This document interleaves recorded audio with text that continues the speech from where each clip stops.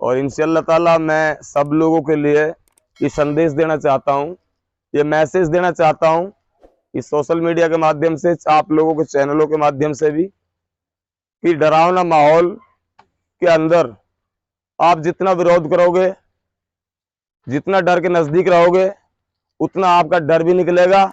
और डराने वाले लोग इंशाअल्लाह ताला अपने आप में अपने डर में ही डूब के मर जाएंगे इंशाअल्लाह ताला। आपको किसी से डरना नहीं है, बिल्कुल आपको झुकना नहीं है, और आपको अपने अधिकार की लड़ाई आखिरी सांस तक लड़नी होगी, चाहे आपको किसी भी हद पर पार करना पड़े। हर सांस तक संभव लड़ाई लड़ो, ये आपका भी अधिकार है, ये मेरा भी अधिकार है, सबका अधिकार है। और डर से डरना है और डर के परिभाषा को समझनी है तो मेरे से ले लेना वो चीज, मैं बताऊंगा आपको।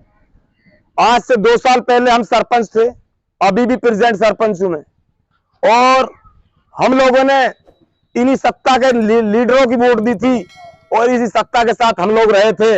लेकिन जब हमें ऐसा लगा कि यहां बैठ करके इन सत्ताधारियों के साथ लग करके यहां पर गुलामी के अलावा, दरी पट्टियों के अलावा कोई सौदा नहीं मिल सकता, आप अपने अधिकार को नहीं ले सकते, आप गुलाम के अलावा कहीं आप अपने बात रखने की हिम्मत नहीं रख सकते हो, मैंने इसीलिए इनकी सरकार के खिलाफ, इन सब के खिलाफ जिला परिषद का चुनाव 36 नंबर वार्ड से लड़ा था।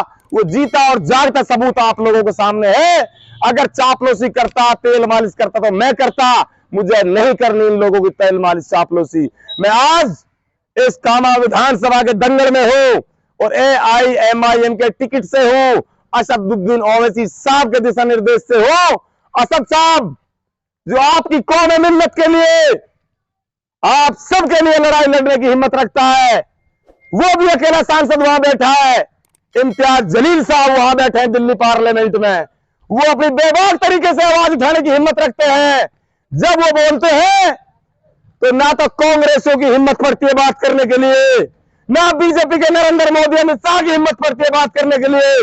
उनके अंदर जुनून है अपनी कौम मिल्लत का, उनके अंदर हिम्मत रखते हैं वो दलितों के अधिकार का, गरीब और मजलूमों के अधिकार का। वो है असली मुसलमान। आप सबसे पहले मुसलमान बनिए, वरना आपको मुसलमान रहने का अधिकार नहीं है। आप लोगों ने गुलामी करी तो मुसलमान का काम और गुलामी करने का कोई अधिकार नहीं है। मुसलमान का काम है अपने हक की आवाज उठाना, अपने न्याय के लिए बोलना। ये वो मेव है जो खानवा के युद्ध में कट गया। आप गुलाम मेव नहीं रहना है, आपको आजाद रहना है, आपको उखाड़ के फेंक देना है इन सत्ताधारियों को, चाहे वो कोई भी हो, बीजेपी का हो, चाहे कांग्रेस का हो, चाहे कोई और हो। ये आपकी पैमाइश है, ये आपकी जागीर है, ये आपकी जमीन है। आपको अगर आपकी जमीन को कोई जोत लेता है तो पूरी पैमाइश करवाओगे आप पटवारी के पास जाओगे, आप गिरदावर के पास जाओगे, आप तहसीलदार से बात करोगे कि 1,50,000 वोटों का चुनाव है, कामा विधानसभा की पैमाइश है, 38,000 वोट दलितों की, गरीबों की है। दलित और गरीबों से कहना चाहता हूं, आप लोग जहां मुसलमानों के गांव में है वहां आप लोग सुरक्षित हो, जहां मेवों की ढाणी में आप हो वहां सुरक्षित हो, जहां पंडित और बाढ़ीन में खाटी में फंस गया आप लोग वहां आप सुरक्षित बिल्कुल नहीं हो। जहां जाठन फंस गया आप सुरक्षित नहीं हो। आपको सुरक्षित देने का दर्जा देता है तो मेव कौम देती है, मेव कौम। तो इसलिए मैं जाटवों से कहना चाहता हूं, दलितों से कहना चाहता हूं, SC ST के लोगों से कहना चाहता हूं, आप लोग मुसलमान के साथ रहिएगा, आप अल्पसंख्यक के साथ रहिएगा। ओवैसी साहब की पतंग वोट देनी अब की बार, कामा विधानसभा में बदलाव लाना है। 1,50,000 वोटों में से 1,25,30,000 वोट डलने हैं, जिनमें 10-5,000 कहीं भी कांग्रेस से दे देगा।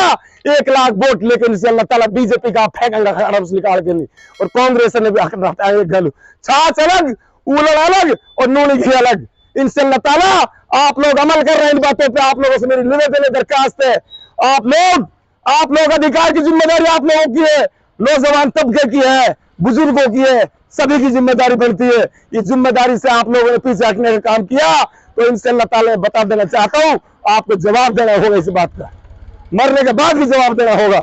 इतनी बात को कहकर मैं अपनी बात को संपन्न करूंगा, समाप्त करूंगा। जय हिंद, जय भारत, अस्सलाम वालेकुम।